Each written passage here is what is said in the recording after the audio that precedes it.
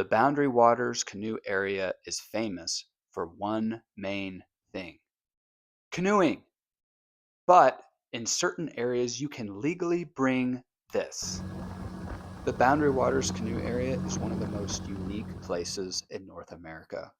It has over 1 million acres of lakes, woods, and wildlife. And most of it is paddle only, but not all of it. In fact, some of the biggest and best fishing lakes allow motor permits. So here's the question: should you get a motor permit? What type of experience is a motor permit versus what type of experience would you have with a canoe permit? In this video, we're going to break down the pros and cons of getting a motor permit and if it's the right decision for you. Let's talk about the pros of using a motor permit in the Boundary Waters. The first thing that comes to mind is distance. In 1 hour in a motorboat, you can cover the distance a canoer will take a full day. What does that mean for you? That means more time fishing. That means you're going to get to the campsites the quickest. That means you can get deeper into the lake than you would otherwise. That means you can cover more water fishing. Distance. It is key. A motorboat lets you experience more of a lake than a canoe. While the canoe might make you experience the wilderness in a different way, the boat helps you cover more water and helps you see more, helps you fish the whole lake, and helps you pick different campsites because you can motorboat all around the lake very easily and see which campsite is the best for you.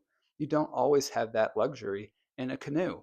You might be on one side of the lake and think, oh man, if I canoe all the way to the other side and check that campsite out, I might lose out on these other campsites that are just okay.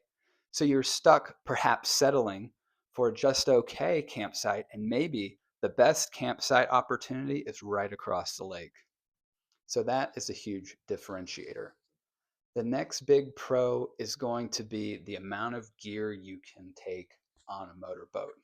Think about it. What you can fit into a canoe is quite limited. While it's better than backpacking, you still, if you're portaging, have to carry it across with your canoe to the other lake.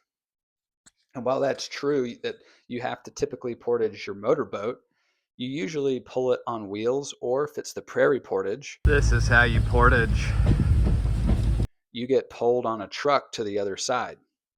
Now, you can fit a lot of stuff in a boat, and I have fit much more in the boat than in my canoe. Last year I went and I brought a cooler with packed out with ice with steaks and everything. It was so amazing. And then I packed out the fish that I'd caught for 3 days, froze them on ice, brought them out. It was incredible. I also got to bring a big tent. You could bring your cot. You can bring all sorts of things that perhaps you couldn't bring in a canoe.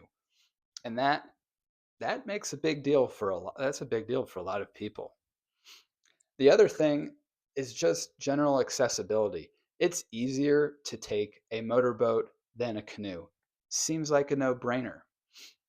And sometimes for either families or fishermen or elderly people, they would rather do that than canoe. And I think that's okay, which is why you have only a few designated lakes with a motor permit. But let's talk some of the cons of a motor permit. First, the obvious one, the noise.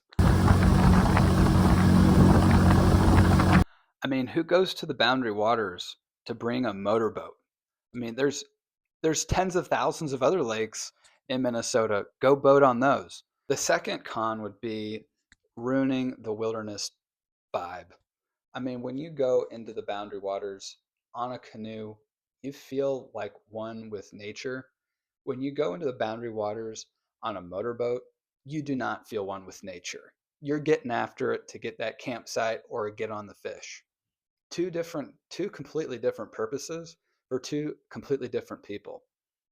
And the third would be the permits or accessibility. What do I mean by that? There's only a handful of motor permits available every year, so you might not be able to get one. talk to your local outfitters, or in January, be ready to get the boat motor permits. They sell out very, very fast. But also, you can only get like on the border lakes, the entry lakes, you can only get like one or two lakes in. Typically, those are the only motorboat areas permissible. And so if you want to go 3, 4, 5 lakes deep into the boundary waters, you need a canoe. And so that is a con of the motor permit. The motorboat experience and the canoe experience are very different. The motorboat is for that efficient camper, that efficient fisherman that wants to get to the campsite, wants to get on the fish as quickly as possible. The canoe, that's for the wilderness explorer who wants to really unplug and experience the woods, the wilderness, the lakes, the loons, the wolves, like none other. So let me ask you something. Tell me what you are. Are you a motor or a canoe permit person in the comments below? I'm personally both. It depends what I'm targeting. Fish or the wilderness vibes. I'll catch you later.